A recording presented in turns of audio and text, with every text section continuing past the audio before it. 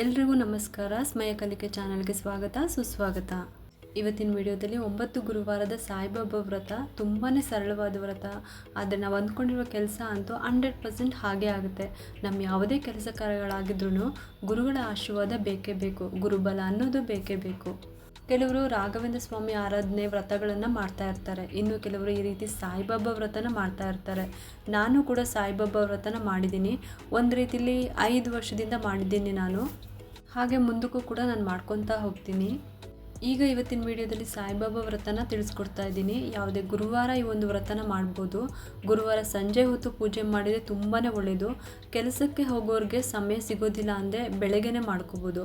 ಬೆಳಗ್ಗೆ ನಾವು ಲಕ್ಷ್ಮೀ ಪೂಜೆ ಮಾಡೋ ಸಮಯದಲ್ಲಿ ಅಂದರೆ 5 ಗಂಟೆಯಿಂದ 7 ಗಂಟೆವರೆಗೂ, ಸಂಜೆ ಮಾಡೋದಾದರೆ 5:30ರಿಂದ 8 ಗಂಟೆ ತನಕ ಮಾಡ್ಕೋಬೋದು.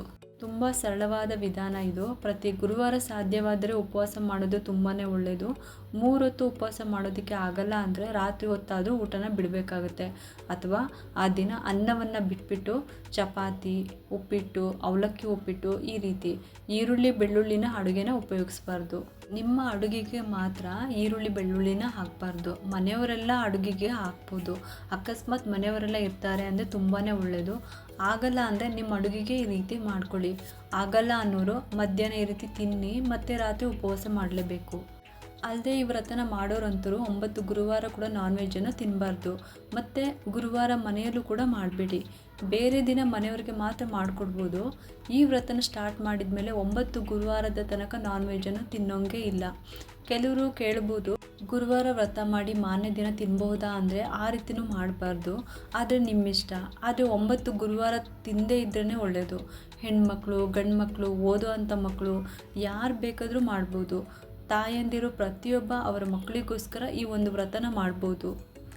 ಹೆಣ್ಮಕ್ಳಿಗೆ ಪೀರಿಯಡ್ಸ್ ಟೈಮ್ ಬಂದರೆ ಅಥವಾ ಬೇರೆ ಯಾವುದಾದ್ರೂ ಊರಿಗೆ ಹೋಗೋ ಪರಿಸ್ಥಿತಿ ಬಂದರೆ ಆ ವಾರ ಬಿಟ್ಟು ಮುಂದಿನ ವಾರ ಕಂಟಿನ್ಯೂ ಮಾಡಿ. ಮಧ್ಯದಲ್ಲಿ ಸೂತಕ ಬಂದರೆ ನೀವು ಎಷ್ಟು ದಿನ ಮಾಡಿರ್ತೀರೋ ಅಷ್ಟಕ್ಕೆ ಆ ವ್ರತನ ಮುಗಿಸಿ. ಮತ್ತೆ ಸೂತಕ ಕಳೆದುಕೊಂಡಾದ್ಮೇಲೆ ಮತ್ತೆ ಮೊದಲಿನಿಂದ ಸ್ಟಾರ್ಟ್ ಮಾಡಬೇಕು. ಇವಾಗ ಈ ವ್ರತನ ಹೇಗೆ ಮಾಡೋದು ಅಂತ ತಿಳ್ಕೊಳ್ಳೋಣ. ಯಾವ ರೀತಿ ಎಲ್ಲ ತಯಾರಿ ಮಾಡ್ಕೋಬೇಕು ಅಂತ ಎಲ್ಲ ತಿಳಿಸ್ಕೊಡ್ತೀನಿ. ನನ್ನ ಹತ್ರ 2 ಬುಕ್ಗಳಿದೆ ಸಾಯಿಬಾಬಾ ವ್ರತ ಮಾಡೋವಂಥದ್ದು. ಒಂದು ಹಳೇದೊಂದು ಬುಕ್ ಇದೆ, ಒಂದು ಹೊಸದೊಂದು ಬುಕ್ ಇದೆ. ಒಂದು ಬುಕ್ನ ನಾನು ಈ ವ್ರತ ಮಾಡೋಕ್ಕೆ ಅಂತ ತೊಗೊಂಡಿರೋವಂಥದ್ದು. ಇನ್ನೊಂದು ಬುಕ್ಕು ಕೂಡ ಇದೆ, ಅದು ನನಗೆ ಸಾಯಿಬಾಬಾ ದೇವಸ್ಥಾನದಲ್ಲಿ ವ್ರತ ಮಾಡಿದವರು ನನಗೆ ಕೊಟ್ಟಿದ್ದು. ಅಂದರೆ ತುಂಬ ಜನ ಈ ರೀತಿ ಮಾಡೋರಂಥವ್ರು ಕೊನೆಯ ವಾರದಲ್ಲಿ ದೇವಸ್ಥಾನಕ್ಕೆ 9 ಬುಕ್ಗಳನ್ನು ತೊಗೊಂಡೋಗಿ ಅಲ್ಲಿ ಪೂಜೆ ಮಾಡಿಸಿ ಅಲ್ಲಿರೋಂಥ ಭಕ್ತಾದಿಗಳಿಗೆ ಈ ಬುಕ್ನ ಹಂಚ್ಬಿಡ್ತಾರೆ. ಇದು ಒಂದು ಈ ವ್ರತದ ನಿಯಮ. ಆ ರೀತಿ ನನಗೂ ಸಿಕ್ಕಿರೋದು. ಒಂದು ಸಂಕಲ್ಪ ಇಲ್ಲದೆ ಯಾವುದೂ ಕೂಡ ನಡೆಯೋದಿಲ್ಲ. ಹಾಗೆ ನಾನು ಕೂಡ ತುಂಬ ದಿನದಿಂದ ಅಂದ್ಕೊತಿದ್ದೆ ಸಾಯಿಬಾಬಾ ವ್ರತನ ಮಾಡಬೇಕು. ಕೆಲವರು ಮಾಡಿರೋದು ಹೇಳೋದನ್ನು ಕೇಳಿದಾಗ ನನಗೂ ಅನಿಸ್ತಾ ಇತ್ತು ಮಾಡಬೇಕು ಅಂತ. ಆದ್ದರಿಂದ ನಾನು ಕೂಡ ಈ ವ್ರತನ ಓದ್ಕೊಂಡೆ, ಯಾವ ರೀತಿ ಈ ವ್ರತನ ಮಾಡಬೇಕು ಅಂತ. ಅದ್ರ ಪ್ರಕಾರ ನಾನು ಈ ವ್ರತನ ಮಾಡಿಕೊಂಡು ಬಂದೆ. ಇವಾಗ ನಿಮಗೂ ಕೂಡ ಇದನ್ನು ಹೇಳ್ತಾ ಇದ್ದೀನಿ. ಹೊಸ ಬುಕ್ಗೆ ಮತ್ತು ಹಳೆಯ ಬುಕ್ಗೆ ಸ್ವಲ್ಪ ಮಾತ್ರ ವ್ಯತ್ಯಾಸ ಇರುತ್ತೆ. ಯಾವ ಒಂದು ಮಂತ್ರನ ಅದೇ ಮುಖ್ಯವಾಗಿ ಹೇಳಬೇಕು, ಯಾವ ನಿಯಮದ ಪ್ರಕಾರ ಹೋಗಬೇಕು ಅದನ್ನು ನಿಮಗೆ ಹೇಳ್ಕೊಡ್ತೀನಿ. ಈ ವ್ರತದ ಬುಕ್ಕು ನಿಮಗೆ ಸಿಗಬೇಕು ಅಥವಾ ನಿಮಗೂ ಮಾಡೋ ಆಸೆ ಇದ್ದರೆ ನೀವೇ ಗ್ರಂಥಿಗೆ ಅಂಗಡಿನಲ್ಲಿ ತೊಗೋಬೇಕು. ಬುಕ್ ಸ್ಟೋರ್ನಲ್ಲೂ ಸಿಗುತ್ತೆ, ಅಲ್ಲಿ ಕೂಡ ತೊಗೋಬೋದು. ಮೊದಲನೇ ಪೇಜ್ನಲ್ಲಿ ಬಾಬಾ ಅವರ ಬಗ್ಗೆ ಮಾಹಿತಿನ ಕೊಟ್ಟಿರ್ತಾರೆ. ಅವರ ಒಂದು ಈ ವ್ರತನ ಮಾಡೋದ್ರಿಂದ ಜನರಿಗೆ ಯಾವ ರೀತಿ ಒಳ್ಳೆಯದಾಗುತ್ತೆ ಅಂತ.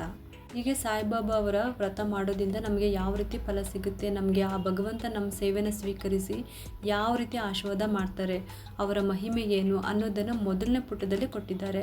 ಅದಾದ ನಂತರ ವ್ರತದ ಕಥೆಗಳು, ಈ ರೀತಿ ನಮಗೆ ವ್ರತ ಮಾಡಿ ಯಾರೆಲ್ಲ ಹಂಚ್ಕೊಂಡಿದ್ದಾರೆ ಅಂತ ಅದ್ರ ಬಗ್ಗೆ 5 ಕಥೆಗಳನ್ನು ಕೊಟ್ಟಿದ್ದಾರೆ ಅವರವರ ಅನುಭವದ ಪ್ರಕಾರ. ಅದರಲ್ಲಿ ಪೂಜೆ ಆದಮೇಲೆ ಯಾವುದು ಬೇಕಾದರೂ ಓದ್ಬೋದು. ಹಾಗೆ ವ್ರತದ ವಿಧಾನವನ್ನು ಕೊಟ್ಟಿದ್ದಾರೆ. 9 ಗುರುವಾರಗಳು ಸಂಕಲ್ಪ ಮಾಡಿಕೊಂಡು ಈ ವ್ರತನ ಮಾಡಬೇಕು. ಆವಾಗಲೇ ಹೇಳ್ದಂಗೆ ಬೇರೆ ಥರ ತೊಂದರೆಗಳಿದ್ದರೆ, ಆರೋಗ್ಯದ್ದು, ಊರಿಗೆ ಹೋಗೋದು ಆ ಥರ ಇದ್ದರೆ ನಿಲ್ಲಿಸಿ ಮತ್ತೆ ಕಂಟಿನ್ಯೂ ಮಾಡ್ಬೋದು. 9 ಗುರುವಾರ ಈ ವ್ರತನ ಮಾಡಬೇಕು. ನಾನ್ ವೆಜ್ಜನ್ನು ತಿನ್ನಬಾರ್ದು. ಮದುವೆ ಆಗಿರೋರು ಬ್ರಹ್ಮಚಾರ್ಯ ಪಾಲ್ಯವನ್ನು ಪಾಲಿಸಬೇಕು ಪೂಜೆ ಮಾಡಿರೋ ದಿನ ಮಾತ್ರ.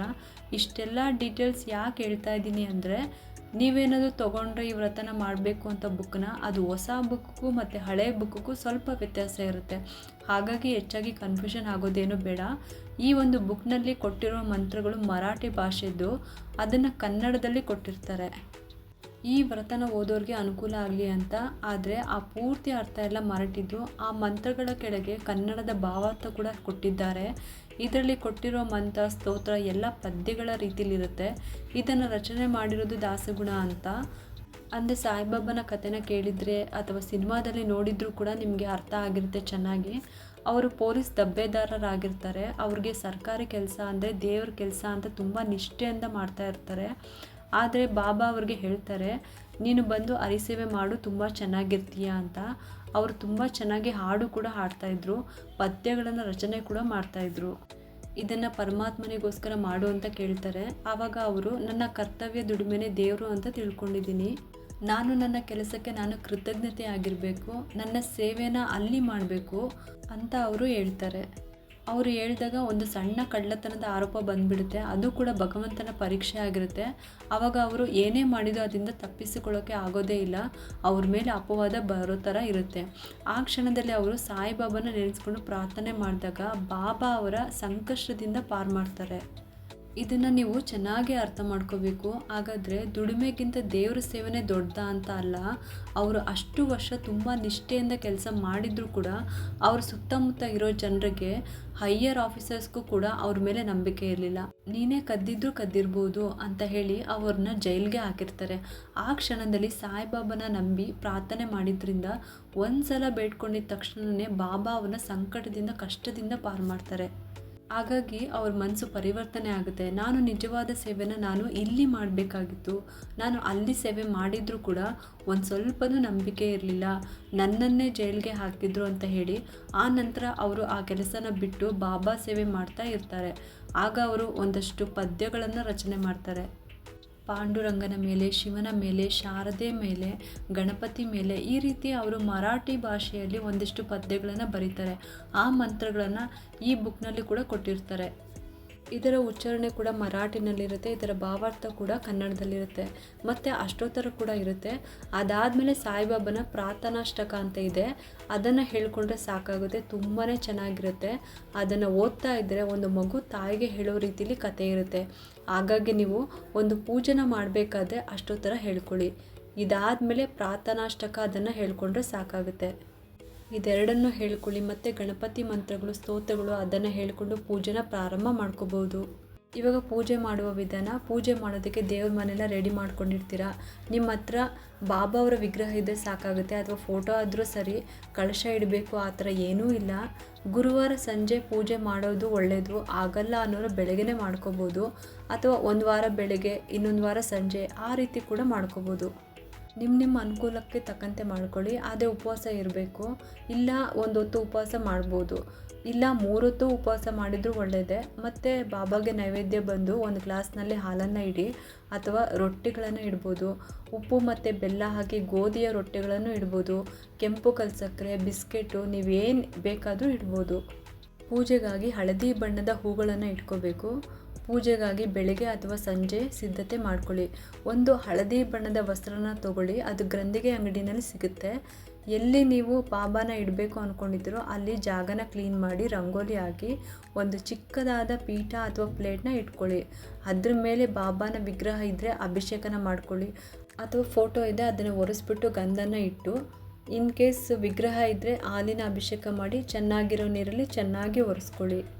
ನಂತರ ಹಳದಿ ವಸ್ತ್ರನ ಹಾಕಿ ಇದ್ರ ಮೇಲೆ ವಿಗ್ರಹನ ಹಾಕೋಬೇಕು. ಫೋಟೋ ಇಡೋದಾದರೆ ಒಂದು ಮಣೆ ಮೇಲೆ ಬಟ್ಟೆ ಹಾಕಿ, ಅಂದರೆ ಹಳದಿ ವಸ್ತ್ರನ ಹಾಕಿ ಫೋಟೋ ಇಡಿ.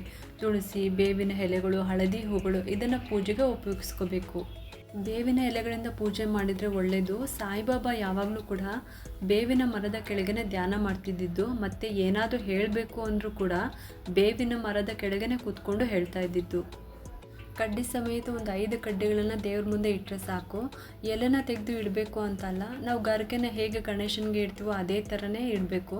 ಸಾಯಿಬಾಬಾ ವಿಗ್ರಹ ಅಥವಾ ಫೋಟೋಗೆ ಇಡಬೇಕು. ಆಮೇಲೆ ಗೆಜ್ಜೆ ವಸ್ತ್ರನ ಹೇರಿಸಿ, ಅಥವಾ ಹಳದಿ ವಸ್ತ್ರನ ವಿಗ್ರಹಕ್ಕೆ ಒದಿಸಿದ್ರೂ ಕೂಡ ತುಂಬಾ ಒಳ್ಳೆಯದು. ಆಮೇಲೆ 2 ಚಿಕ್ಕ ತುಪ್ಪದ ದೀಪನ ಹಚ್ಚಿ, ಆಮೇಲೆ ನೈವೇದ್ಯನ ಮಾಡಿ ಪೂಜೆನ ಶುರು ಮಾಡಿ. ಎಲೆ, ಅಡಿಕೆ, ಬಾಳೆಹಣ್ಣ ಇಟ್ಟು ಒಂದು ಪ್ಲೇಟ್ನಲ್ಲಿ ಪೂಜೆನ ಮಾಡಿ, ಮೊದಲು ಕೈಯಲ್ಲಿ ಹೂ ಅಕ್ಷತೆನ ಇಟ್ಕೊಂಡು ಪ್ರಾರ್ಥನೆ ಮಾಡ್ಕೊಳ್ಳಿ. ಒಂದು ಒಳ್ಳೆ ಶುಭ ದಿನದಲ್ಲಿ ಈ ದಿನ ಗುರುವಾರ ನಾನು 9 ಗುರುವಾರದ ಸಾಯಿಬಾಬಾ ವ್ರತನ ಪ್ರಾರಂಭ ಮಾಡ್ತಾ ಇದ್ದೀನಿ. ನಿರ್ವಿಘ್ನವಾಗಿ 9 ವಾರ ಕೂಡ ಯಶಸ್ವಿಯಾಗಿ ಆಗಬೇಕು, ಹಾಗೆ ನನ್ನ ಕೋರಿಕೆ ಕೂಡ ನೆರವೇರಬೇಕು ಅಂತ ಕೇಳಿಕೊಂಡು ಹೂವು ಅಕ್ಷತೆನ ಗಣಪತಿಗೆ ಹಾಕ್ಬಿಡಿ. ನಿಮ್ಮ ಮನೆ ದೇವನ ಪ್ರಾರ್ಥನೆ ಮಾಡಿ ಗುರುಗಳನ್ನು ಸ್ಮರಣೆ ಮಾಡಿಕೊಂಡು, ಗುರು ಅಂದರೆ ದಕ್ಷಿಣಾಮೂರ್ತಿ ಸ್ತೋತ್ರವನ್ನು ಹೇಳ್ಕೊಳ್ಳಿ 3 ಸಲ. ನಂತರ ಓಂ ಸಾಯಿನಾಥಾಯ ನಮಃ ಅಂತ ಹೇಳ್ಕೊಂಡು ಪ್ರಾರಂಭ ಮಾಡಿ. ಆಮೇಲೆ ಬಿಡಿ ಹೂಗಳನ್ನು ಇಟ್ಕೊಂಡು, ಅಂದರೆ ಹಳದಿ ಹೂಗಳನ್ನು ಇಟ್ಕೊಂಡು ಅಷ್ಟೋತ್ತರನ ಪಠನೆ ಮಾಡಿ. ಅದಾದ ನಂತರ ಸಾಯಿನಾಥರ ಪ್ರಾರ್ಥನಾಷ್ಟಕನ ಓದಬೇಕು. ಕೈಯಲ್ಲಿ ಹೂ ಮತ್ತು ಅಕ್ಷತೆನ ಇಟ್ಕೊಂಡೇ ಓದಬೇಕು. ಆಮೇಲೆ ಸಾಯಿಬಾಬಾರ ಪಾದದ ಹತ್ತಿರ ಹಾಕಿ ನಮಸ್ಕಾರ ಮಾಡ್ಕೊಳ್ಳಿ. ನೆಕ್ಸ್ಟು ಮಹಾ ಮಂಗಳಾರತಿನ ಮಾಡಬೇಕು. ಮನೆಯವ್ರಿಗೆಲ್ಲರಿಗೂ ಮಂಗಳಾರತಿ ಕೊಡಿ. ನಿಮಗೇನಾದರೂ ಗುರುಗಳ ಭಜನೆ ಬಂದರೆ ಮಕ್ಕಳನ್ನು ಕೂರಿಸ್ಕೊಂಡು ಸ್ವಲ್ಪ ಹೊತ್ತು ಭಜನೆ ಮಾಡಿ. ತುಂಬಾ ಒಳ್ಳೆಯದು, ವೈಬ್ರೇಷನ್ ಇರುತ್ತೆ ಮನೆಯಲ್ಲೆಲ್ಲ. ತುಂಬ ಬೇಗ ಪೂಜೆ ಮುಗೀತು ಅಂದರೆ ಸಾಯಿಬಾಬಾ ದೇವಸ್ಥಾನಕ್ಕೆ ಹೋಗಿ ಅಲ್ಲಿ ಕೂಡ ದರ್ಶನ ಮಾಡಿ ಬನ್ನಿ. ಈ ಪೂಜೆ ಮಾಡುವಾಗ ಚಿಕ್ಕ ಚಿಕ್ಕ ಮಕ್ಕಳೇನಾದರೂ ಇದ್ದರೆ ಮಕ್ಕಳನ್ನು ಕರೆದುಬಿಟ್ಟು ಅವ್ರಿಗೆ ತಿನ್ನೋದಕ್ಕೆ ಏನಾದರೂ ಕೊಡಿ. ಹೆಣ್ಮಕ್ಳು ಏನಾದರೂ ಕರೆದುಬಿಟ್ಟು ಕುಂಕುಮ ಅರಿಶಿನ ಕೊಡಬೇಕು ಅಂತ ಏನೂ ಇಲ್ಲ. ಅವರಾಗೆ ಮನೆಗೆ ಬಂದರೆ ಗುರುವಾರದ ದಿನ ಹಾಗೆ ಮಾತ್ರ ಕಳಿಸ್ಬೇಡಿ. ಏನಿರುತ್ತೆ ಅದು ಒಂದು ಹೂನೇ ಇಟ್ಟು ಅರಿಶಿನ ಕುಂಕುಮ ಕೊಟ್ಟು ಅದರ ಜೊತೆಗೆ ಏನಿರುತ್ತೋ ನಿಮ್ಮ ಮನೆಯಲ್ಲಿ ತೆಂಗಿನಕಾಯೋ ಬಾಳೆಹಣ್ಣು ಇದ್ದರೆ ಕೊಟ್ಬಿಟ್ಟು ಕಳಿಸಿ. ಈ ವ್ರತ ಮಾಡುವಂಥ ದಿನ ಅಂತಲೇ ಅಲ್ಲ, ಯಾವುದೇ ಗುರುವಾರ ಬಂದರೂ ಹಾಗೆ ಕಳಿಸ್ಬೇಡಿ. ಹಾಗೆ ಚಿಕ್ಕ ಮಕ್ಕಳಿಗೆ ಏನಾದರೂ ಕೊಡಿ. ಹಾಲು ಇಟ್ಟಿರ್ತೀವಿ ಅಥವಾ ಬಿಸ್ಕೆಟ್ ಇಟ್ಟಿರ್ತೀವಿ, ಅದನ್ನು ಮಕ್ಕಳಿಗೂ ಕೂಡ ಕೊಡಿ, ತಿನ್ಕೊಂಡು ಖುಷಿಯಾಗಿ ಹೋಗ್ತಾರೆ.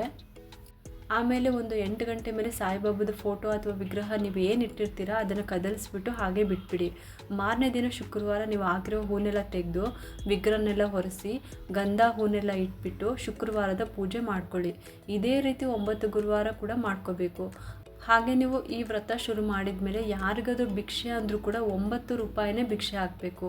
ಚೇಂಜ್ ಇಟ್ಕೊಂಡು ಹೋಗಿ ದೇವಸ್ಥಾನಕ್ಕೆ ಹೋಗಬೇಕಾದ್ರೆ. ಹಾಗೆ 5ನೇ ಗುರುವಾರ ಕಡಲೆಕಾಳು ಉಸುಲಿನ ಮಾಡಿ ದೇವಸ್ಥಾನಕ್ಕೆ ತೊಗೊಂಡೋಗಿ ಅಲ್ಲಿ ನೈವೇದ್ಯ ಮಾಡಿ ಅಲ್ಲಿ ಸ್ವಲ್ಪ ಜನಕ್ಕೆ ಹಂಚೋದು, ಅಥವಾ ಕಡಲೆಕಾಳು ಮತ್ತು ಬೆಲ್ಲನ ತೊಗೊಂಡು ಹೋಗಿ ರಾಯರ ದೇವಸ್ಥಾನಕ್ಕೆ ಕೊಡೋದು. ನಿಮ್ಮ ಮನೆ ಹತ್ರ ಯಾವ ದೇವಸ್ಥಾನ ಇದೆ ಗುರುಗಳದ್ದು ಆ ದೇವಸ್ಥಾನದಲ್ಲಿ ಕೊಡ್ಬೋದು. ಇನ್ನು ಕೊನೆಯ ವಾರದ ಪೂಜೆ ಬಗ್ಗೆ ನಾಳೆ ನಿಮಗೆ ತಿಳಿಸ್ಕೊಡ್ತೀನಿ. ನಾನು ಕೂಡ ಮಾಡಿಕೊಂಡು ಬಂದಿದ್ದೀನಿ, ಅದರ ಸಂಪೂರ್ಣ ಮಾಹಿತಿ ಮುಂದಿನ ವಿಡಿಯೋದಲ್ಲಿ ತಿಳಿಸ್ಕೊಡ್ತೀನಿ. ಯಾವುದೇ ಒಂದು ಸಂಕಷ್ಟಕ್ಕೆ ಸಿಕ್ಕಾಕೊಂಡ್ರೂ ಸಹ ಸಾಯಿರಾಮ್ ಸಾಯಿರಾಮ್ ಅಂದರೆ ಸಾಕು, ಆ ಒಂದು ಸಂಕಷ್ಟದ ಪರಿಸ್ಥಿತಿ ನಿವಾರಣೆ ಆಗಿಬಿಡುತ್ತೆ. ಅಷ್ಟರ ಮಟ್ಟಿಗೆ ನಾನು ಬಾಬಾ ಅವ್ರನ್ನ ನಂಬಿದ್ದೀನಿ. ಸರಳವಾದ ವಿಧಾನದಲ್ಲಿ ತಿಳಿಸ್ಕೊಟ್ಟಿದ್ದೀನಿ. ಮತ್ತು ಇನ್ನಷ್ಟು ಮಾಹಿತಿ ಮುಂದಿನ ವಿಡಿಯೋದಲ್ಲಿ ತಿಳಿಸ್ಕೊಡ್ತೀನಿ. ಕೊನೆಯ ಗುರುವಾರದ ವ್ರತನ ಮುಂದಿನ ವಿಡಿಯೋದಲ್ಲಿ ತಿಳಿಸ್ಕೊಡ್ತೀನಿ ಸಂಪೂರ್ಣವಾಗಿ.